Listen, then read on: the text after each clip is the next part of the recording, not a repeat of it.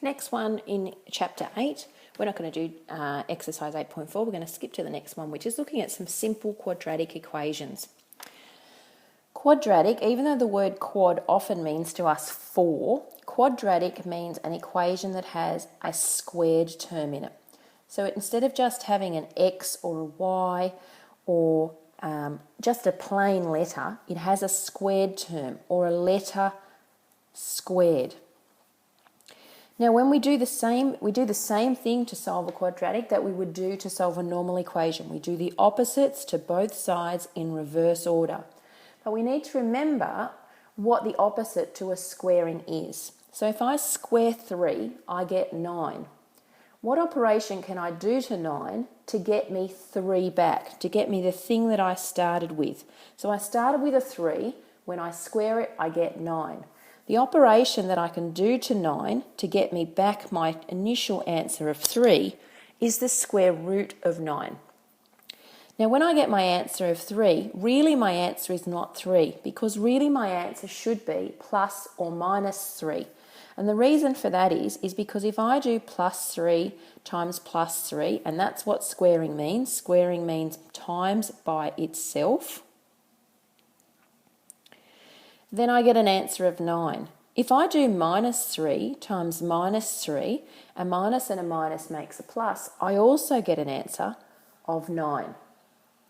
So squaring and square root are opposites to each other. In other words, that is what we need to do to undo an equation and work our way backwards in reverse order by doing the opposites. We need to remember that if we are square rooting something, our answer needs to come out as a plus and a minus, because both of those are correct. And in saying that, it then means that it is impossible, there is no solution if we are trying to square root a negative number, because it's not possible. What can you multiply by itself to give you an answer that is negative? You can't do that. The only way you can get a negative answer is if you have 1 plus and 1 minus. So you cannot multiply anything by itself to get you a negative answer. So if you are trying to square root a negative, then this does not exist. And we use the DNE to mean does not exist. Let's have a look at some examples. So I have, I've actually started this question. So I had x squared equals 0.25 and I needed to solve, is what I'm being asked to do. So remember, solve means to find the answer for the letter. So if I have x squared, I need to undo. So x has been squared. The opposite of squaring is square root. What you do to one side, you must do to the other side. When I square and square root, they cancel each other out because they are opposites. Just like plus 3 and then minus 3 cancels each other out to give us 0.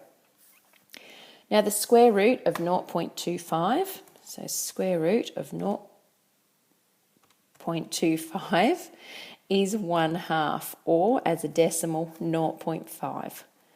And only had one step, so this was a nice easy one-stepper to solve.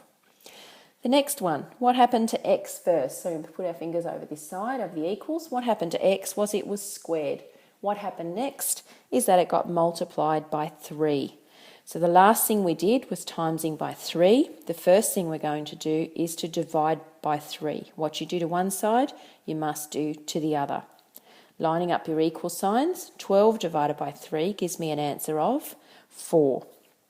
All I have left when these cancel out on this side is x squared. Now, solving again, what happened to x? It's been squared. The opposite of squared is square root. What you do to one side, you must do to the other side. Square and square root cancel each other out, and x equals the square of 4 is 2. The square root, of 4 is 2, and remember we need to make it a plus or a minus, and I should have done the same thing up here as well. Okay, over to number 3. This is a nice simple one. X squared equals minus 36. What happened to x? It was squared. The opposite of squared is square root. Lining up your equal signs. The squared and the square root cancels out.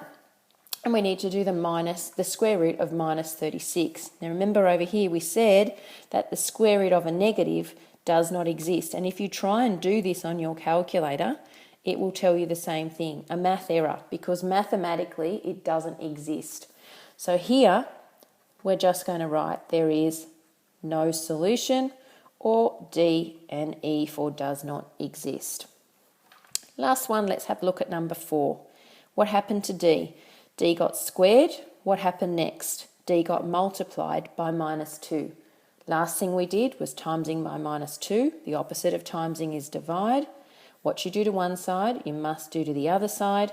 And we were timesing by minus 2, so the opposite is to divide by the minus 2. The minus and the 2 have both got to go, remember.